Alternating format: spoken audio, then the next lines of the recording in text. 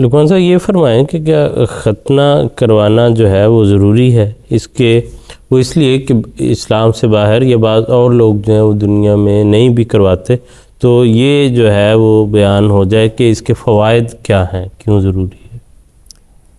جیسا کہ ابھی محترم حافظ صاحب نے جو رسول کریم صلی اللہ علیہ وسلم کی سنت سے ثابت ہے، بچے کی پیدائش کے بعد جو عوامل ہیں جو کیا جاتا ان میں سے ایک ختنہ ہے۔ اگر ختنے کو مذہب کو ایک طرف رکھتے ہوئے بھی ہم دیکھیں تو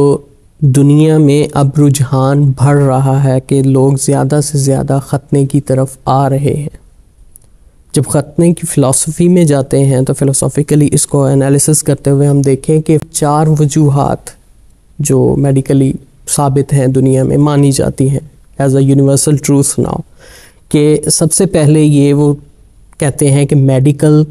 تھراپیوٹک پوائنٹ آف ویو سے کہ جو طبی فوائد ہیں اس کے نتیجے میں، جو جسمانی ساخت کے لحاظ سے جو انسانی طبیعت کے اندر اس کے فوائد ہیں وہ بھی ثابت ہیں، اور ڈاکٹرز نے تجربات کے ذریعے مختلف انالیسس کے ذریعے ریسرچ کرتے ہوئے ان چیزوں کو ثابت کیا ہے۔ اور دوسری بات وہ کہتے ہیں کہ preventive hygienic point of view سے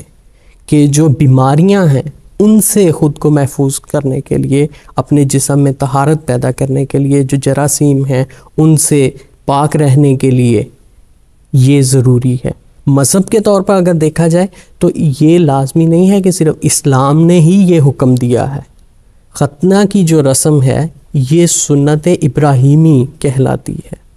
کہ حضرت ابراہیم علیہ السلام، جیسا کہ محترم حافظ صاحب نے گزشتہ پروگرام میں بھی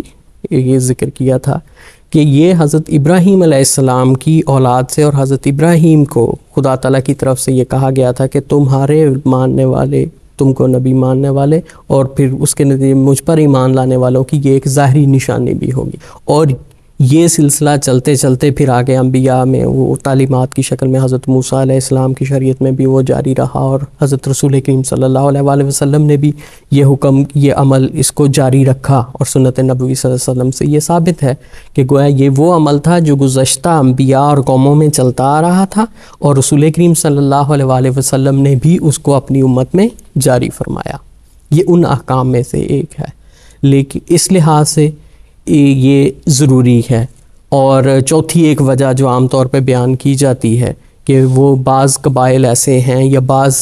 تمدن ایسے ہیں جہاں پہ لڑکیوں کا بھی ختنہ کیا جاتا ہے، جو کہ ان کے کلچرل ویلیوز کو مد نظر رکھتے ہوئے ہے۔ گویا یہ 4 آسپیکٹس ہیں جو کہ یہ بتاتے ہیں کہ صرف مذہب کے لحاظ سے ہی نہیں بلکہ اس کے طبی فوائد اور بیماریوں سے نجات، اور بعض جگہوں پہ کلچرل ویلیوز کی وجہ سے بھی، جن میں خاص طور پہ افریقہ کے بعض حبشی قبائل جو کہ انسانیت جو اخلاقیات ہیں ان سے بھی ایک حد تک اگر ظاہری طور پہ دیکھا جائے تو اس وقت وہ دور تھے، لیکن ان میں یہ رسم جو ہے وہ جاری تھی۔